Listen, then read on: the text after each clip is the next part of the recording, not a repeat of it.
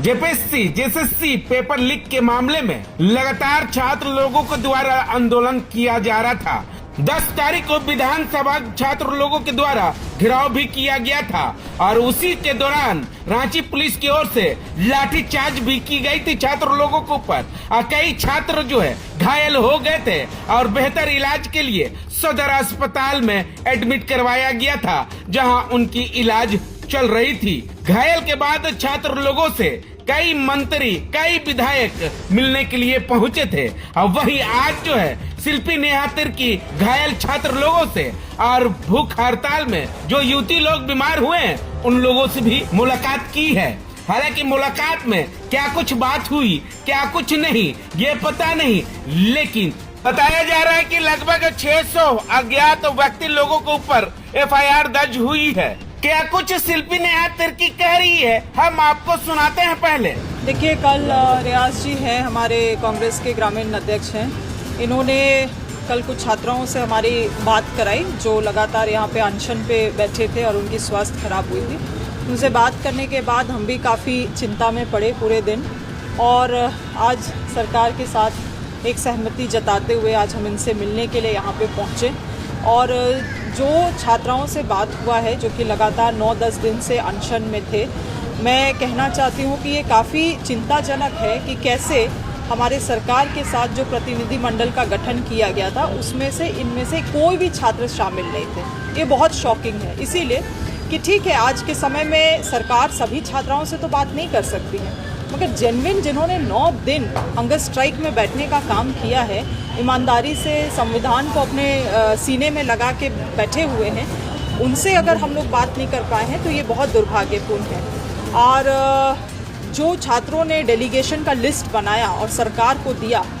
उन लोगों ने इनका लिस्ट में नाम, इनमें से एक जन का भी नाम क्यों नहीं इंक्लूड किया। ठीक है, देवेंद्र महतो जी से बात हुई क्योंकि उनकी भी एक अलग गुट जो थी वहाँ पे बैठी हुई थी, तो उन लोगों से बात हुई, ये तो मोबाइल फ़ोन में ही बात कर पाए, मगर जो बाकी स्टूडेंट्स हैं उनका बात आज तक सरकार तक पहुंच नहीं पाया। तो काफ़ी सारे विषयों में इनसे बात हुई है। उन तमाम चीज़ों को आदरणीय माननीय मुख्यमंत्री जी और हमारे कैबिनेट्स के तमाम मंत्रीगण तक पहुंचाने का काम हम करेंगे और मुझे लगता है आगे निश्चित रूप से सरकार कुछ ना कुछ पहल निकालेगी, क्योंकि छात्र छात्राओं का स्वास्थ्य भी बहुत बहुमूल्य है हमारी सरकार के लिए, इसीलिए निश्चित रूप से कुछ सकारात्मक कदम लिया जाएगा। मगर साथ ही साथ हम ये भी कहना चाहेंगे कि कई सारे ऐसे राजनीतिक तंत्र हैं जो लगातार काम कर रहे हैं और बाकी जो छात्र छात्राएं हैं जो इस आंदोलन से प्रभावित होकर अपना समर्थन दे रहे हैं, उनको भी ये समझना चाहिए कि राजनीतिक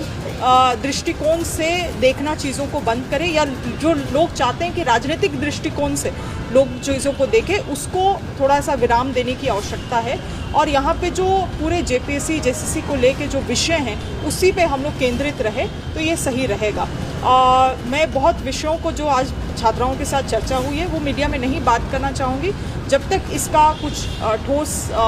निर्णय सरकार की तरफ से नहीं लिया जाता है। जब वो सब चीज़ें सामने आएंगी तो निश्चित रूप से आप लोगों को ब्रीफ किया जाएगा। साफ आपको कहा कि आज के दिन में इस झारखंड के छात्राओं को जो मेहनत से खड़ा किया हुआ आंदोलन है, इसको कुछ राजनीतिक दल लगातार हाईजैक करने का प्रयास कर रही है और इस राज्य को 10 तारीख को जंतर मंतर बनाने का भी प्रयास था वो तो, और इन चीज़ों की खुलासा हुई है। मैंने कहा मैं इन पर बहुत विस्तार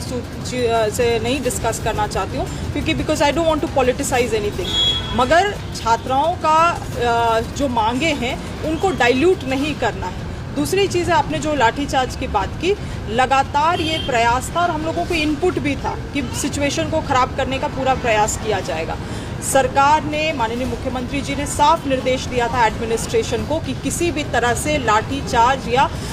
चीज़ों को उत्तेजित नहीं होने देना है और शाम तक सब चीज़ें स्थिति ठीक रही। छात्राओं का भी ये कहना था कि हम लोगों को तो कहा गया था कि आंदोलन 5 बजे तक है, तो वैसे कौन लोग थे जो शाम में 7 बजे 8 बजे तक वहाँ पे रुके रहे, और जब उनको वो जंतर मंतर वाला सिचुएशन बनता हुआ नहीं दिखा तो कुछ ऐसे चीज़ों को करके वो फोर्स को भी उग्र करने का काम किए कि स्टेट को प्रोटोकॉल में रहते हुए जो लॉ एंड ऑर्डर को मेंटेन करना पड़ता है उसके लिए थोड़ा न्यूनतम कार्रवाई करनी पड़ी। इस बच बचाव की प्रक्रिया में अगर कोई जेन्युइन छात्राओं को चोट आया है तो उससे मैं माफ़ी भी मांगना चाहती हूँ। मगर मैं आपको क्या बतलाना चाह रही हूँ कि ऐसा कोई इंटेंशन नहीं था, मगर हाँ वैसे राजनीतिक ताकतें यहाँ काम कर रही थी जो इस पूरे राज्य को आग में झुलेसना चाहती थी। तो पत्थरबाजी भी हुआ तो उसका कुछ कहेंगे मैम?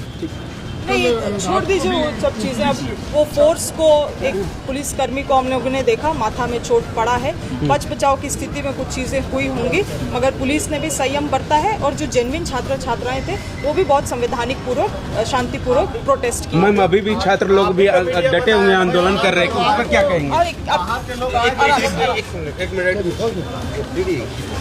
अच्छा, अब कुछ डेवलपमेंट होगा तो आप लोगों मैम इस पर